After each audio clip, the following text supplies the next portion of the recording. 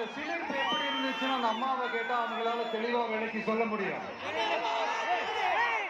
ஆனா அந்த உணர்வு எப்படி இருந்துச்சுன்னு அந்த குழந்தைய கேட்டா அந்த குழந்தை எப்படி இருந்துச்சு முதல்ல அந்த குழந்தைக்கு எப்படி சொல்ல தெரியும்?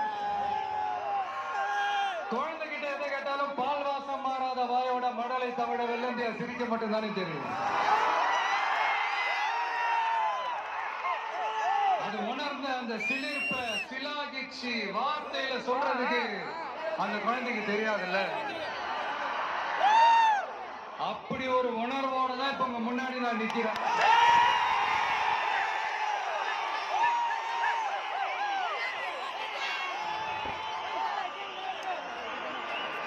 ஆனா அதே நேரத்துல அம்மா கிட்ட கூட தன்னோட உணர்வை சொல்ல தெரியாம சிரிக்கிற அந்த குழந்தைக்கு முன்னால ஒரு பாம்பு வந்து படம் எடுக்குதுன்னு வைங்களேன், என்ன நடக்கும்?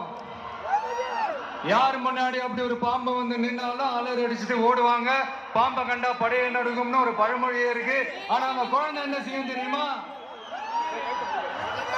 தன்னோட அம்மாவை பார்த்து சிரிச்சு அதே சிரிப்போட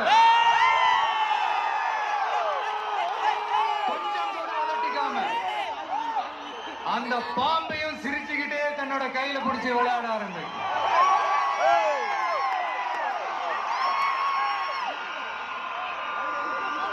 அப்ப அந்த குழந்தைக்கு பாம்பை கண்டா பயம் இல்லையான்னு ஒரு கேள்வியும் வரும்.